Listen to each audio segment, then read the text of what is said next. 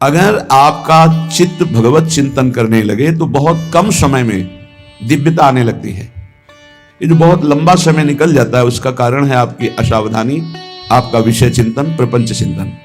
नहीं तो कह रहे हैं जो आचार्य चरणों में है, पायन अष्टो सिद्धि, अणिमा, महिमा, गरिमा, लघिमा, प्राप्ति, प्राकाम्य, ईशत्व, वसित्व, ये 8 भगवान के पास रहती है सिद्धियां। और ये 8 सिद्धियां चरणों में लौटती हैं। जो गोरे चरणारविंद का चिंतन करता रहता है, राधा राधा राधा, आचार्य अपना निज हृदय दे देते हैं। जैसे ये निज मंत्र है, वाणी जी हैं, नाम सेवा, रूप सेवा है, ये हृदय है आचार्य का। और जब आप इस पर चित्त जोड़ेंगे तो जो आचार्य सुख देने के लिए प्रकट हुए वही सुख प्रकाशित हो जाएगा। पर पाए रतन चिन्हों नहीं दीनों करते डारे, इतना महामहिम सिद्ध मंत्र है कि तुम्हें कैसे महिमा बताएं। ये बहुत बड़ी बात। सदा रहो रघुपति के दासा, और खास बात तुम्हारे भजन राम को पावे, ये सिद्धांत है। श्याम श्यामा पद कमल सिंह शिरनायो, यदि प्रियाजू के प्रेमी जनों का भजन होने लगे तो प्रियालाल सहज में गोद में आ जाते, सहज कृपा कर देते हैं। भावे माई जगत भगत भजनी, ये 8 सिद्धियां भागवतिक शक्ति से संपन्न है, ईश्वर के ही अधीन रहती हैं। पर जो चिंतन परायण है उसमें सिद्धियों का, पर ये अष्ट सिद्धियों की तरफ भी उपासक की दृष्टि ही नहीं रहती। जो आचार्य शरणागत है, कह रहे 9 निधियां पायन, माने चरणों में 8 सिद्धियां, 9 निधियां लौटती हैं। जो आचार्य के चरणों में है, जो सहचरी भाव से प्रिया प्रीतम की आराधना कर रहा है, बड़ी महामहिम उपासना। 9 निधियां पद्म, महापद्म, शंख, मकर, कच्छप, मुकुंद, कुंद, नील, खर्व, ये निधियां हैं।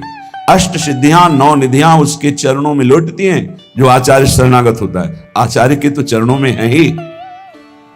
ये हठ छोड़कर, हठ जो मन भोगों की तरफ जा रहा है, किसी अन्य देवी देवता, किसी अन्य उपासना, अन्य भाव, ये हटाना पड़ेगा।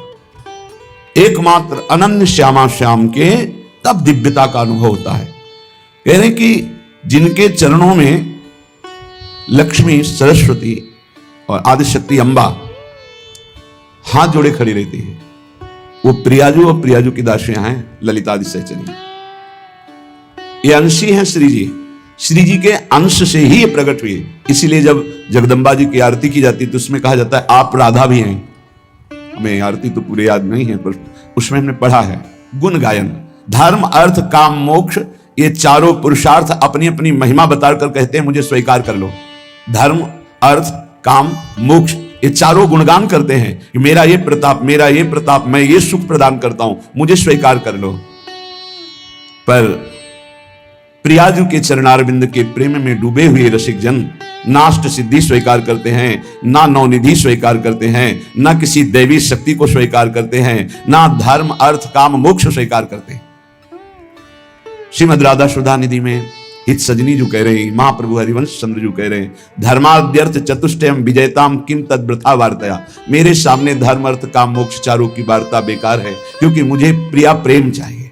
धर्म, अर्थ, काम, मोक्ष नहीं। तो जो प्रिया प्रेम को प्राप्त है, स्वयं अष्ट सिद्धियां, पायन अष्टो सिद्धि, श्री राधा किंकरी नाम लुठत चरणों अद्भुता सिद्धि कोटि, करोड़ों सिद्धियां गोरे चरणारविंद की उपासना करने वाले के चरणों में लौटती हैं। यहां कर 8 सिद्धियां, 9 निधियां, तीनों महाशक्तियां, लक्ष्मी जी, अंबा जी, सरस्वती जी, और 4 पुरुषार्थ, धर्म, अर्थ, काम, मोक्ष, ये पर रसिक महापुरुष इनको स्वीकार नहीं करते।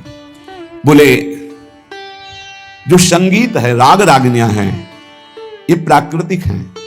सेवक जी महाराज कहते हैं मानत अपनो भाग, राग करत अनुराग बिन, दीखत सकल अभाग, श्री हरिवंश कृपा बिना। बोले वो अपना बड़ा भाग्य मानते हैं कि मुझे राग रागनियों का ज्ञान है, लेकिन अनुराग नहीं है तो उसका कोई महत्व नहीं रहा। दीखत सकल अभाग, अभाग्य है उसका। चाहे जितना सुंदर गायन हो, यदि अनुराग नहीं है तो उसका कोई महत्व नहीं है। और अनुराग की चरम सीमा का गायन सहचरियों का होता है। नवीन नवीन रागों की तत्काल उत्पत्ति होती है। हिमालय या सुमेरु इनके आगे छोटा है। त्रिशरेणु जैसे झरोखे में उड़ते हुए कण छोटे त्रिशरेणु दिखाई देते हैं, ऐसे इन महान पुरुषों की ऐसी भावात्मक ऊंचाई है कि हिमालय और सुमेरु भी छूटा है, त्रिश्रेणु है इनके सामने।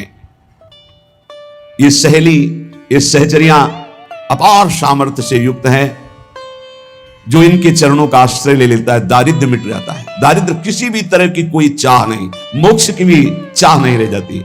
इसलिए अहोभाग्य जो प्यारी जू की सखियों के आश्रित हैं। प्यारी जू के चरणारविंद की शरणागति सखियों से ही होती है। सखियों के आश्रित होकर जो प्यारी जू की ही अनन्यता से उन्हीं का केवल उच्छिष्ट पाते हैं। ये वृंदावन भूमि की उपासना की बात है। हम ऐसे श्याम सुंदर को नहीं पहचानते जिनके पार्श्व में प्रियाजू नहीं है। मनोमृणाल भूषण भूषित भुज श्याम अंश प्रटारी। हम वृंदावन वासी नित्य विहार उपासी श्री जी से लालजू को पहचानते हैं। श्री जी नहीं तो हम लालजू को नहीं पहचानते। और ऐसा कभी नहीं हो सकता कि श्री जी अकेली हों। हमारी श्री जी वही होंगी जहां लालजू हैं, या लालजू वही होंगे जहां हमारी श्री जी। एक पल के लिए जुगल जोरी कभी बिछुड़ती नहीं है। यहां एक पल के लिए भी रह न सकत पल पलकन अंतर। जैसे जलते मीन, जैसे प्रिया प्रीतम के बिना, प्रीतम प्रिया के बिना, ऐसे सखी प्रिया प्रीतम के बिना। मात्र प्रसाद दर्शन से पाप नष्ट होते हैं। जैसे लालजू का प्रसाद जहां केवल प्रभु विराजमान है, अपने लोगों को दिया जाए तो अपने माथा रखकर प्रणाम करेंगे, परिक्रमा करेंगे उसको, लेकिन हम चखेंगे नहीं।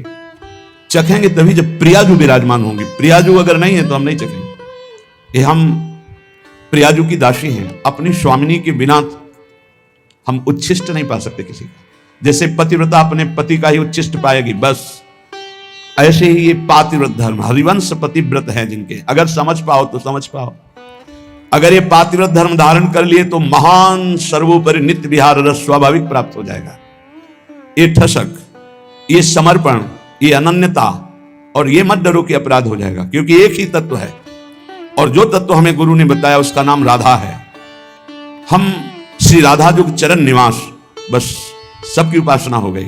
डरने की कहीं कोई विषय नहीं कि कहीं अपराध न बन जाए। पहले बताया मस्तक रखकर प्रणाम करो और भाव बढ़े प्रसाद की परिक्रमा कर लो, पर हमारे कंठ के नीचे जाएगा प्रसाद तो जब तक लाडली जू ने नहीं पाया तब तक नहीं जाएगा। अगर प्रियाजू पार्श्व में नहीं विराजमान तो वो प्रसाद हम लेंगे, हृदय से धारण कराएंगे, पर हम चखेंगे वही जब प्रियाजू। यह दिव्य प्रसाद प्रिया पिय को, यह अनन्यता है हमारे प्रिया प्रीतम के प्रेम रस की। दर्शत ही मनमोद बढ़ावत, परशत पाप हरत ही को। कभी राधा वल्लभ जी, बाक्य बिहारी जी, राधा रमन जी अपने प्रिया प्रीतम का घर में जो भोग लगा, एक दाना भी प्रसाद का अपमानित नहीं होना चाहिए। प्रसाद को जो भोग लगा हुआ है, हम जैसे कभी किसी को तो प्रसाद अलग कर देते हैं, दृष्टि का दिखाया हुआ भले दे, प्रसाद उसी को देंगे जो एक एक कण प्रसाद का आदर सहित पाए। थाली में थोड़ा जल डाल के धो के उसे पी ले। प्रसाद का एक कण भी ऐसा नहीं कि थोड़ा पाया और फिर डस्टबिन में फेंक दिया, महत अपराध। इसलिए ये एकांतिक बात आपको कह रहा हूं कि अपने जनों को आदेश है कि प्रसाद उन्हीं लोगों को दिया जाए जो प्रसाद की महिमा जानते हैं। जो केवल भोजन पाते हैं तो उनको दृष्टि भोग वाला प्रदान। सामने से निकाल दिया, महारानी जी का है इसलिए जा रहा है।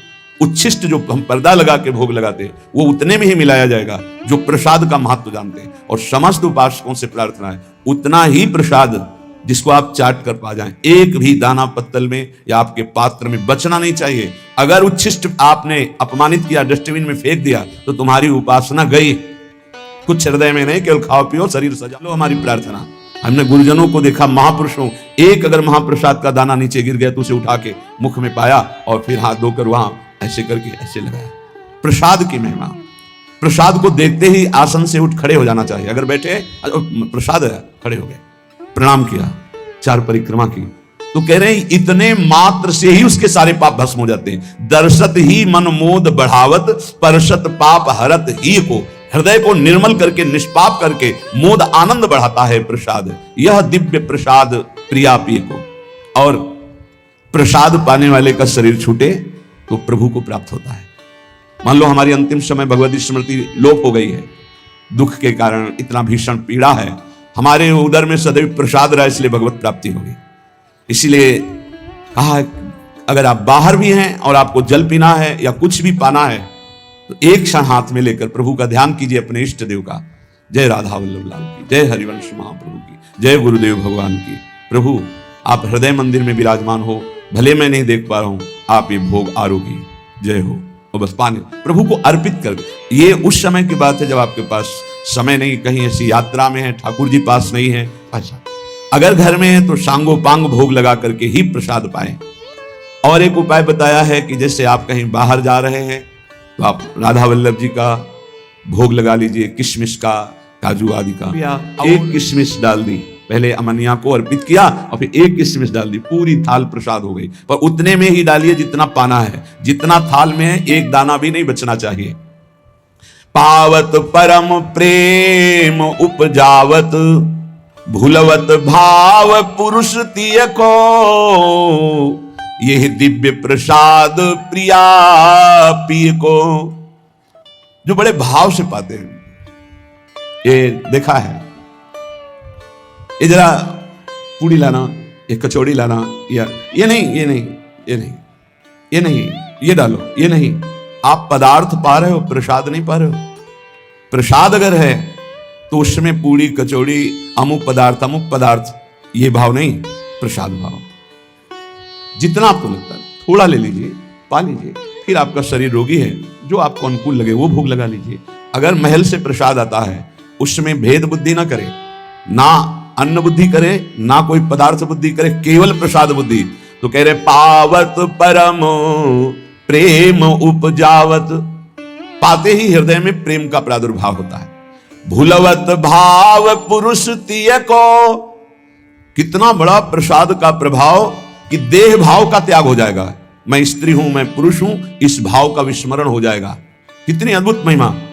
जो वेदांत चिंतन करते करते वर्षों हो जाते हैं और देह भाव नहीं भूलते, वो हमारे प्रिया प्रीतम के प्रसाद में इतनी सामर्थ्य है। मैं श्री जी की हूं, मैं प्रिया सहचरी हूं, ऐसी ठसक आने लगती है। भगवत रसिक भाव तो भूषण, तिहि छिन्होत जुगल जिय को, यह दिव्य प्रसाद प्रिया पिय को।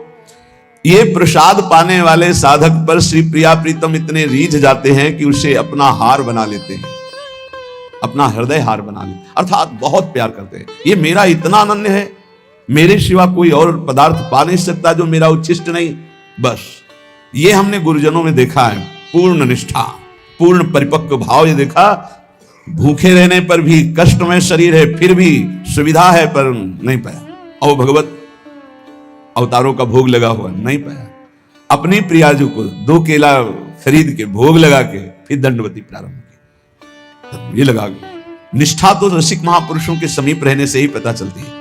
अपने प्रिया प्रीतम का प्रसाद। एक बार एक बहुत माननीय जगत पूजनी की जगह से प्रसाद आया माथे में से, जो चले गए तो कहा यमुना जी के महल में पहुंचा दो, वो सर्व सामर्थ्यशाली है। आप कभी कभी जानकर पूछते थे कि कुछ बोले, कुछ बताएं।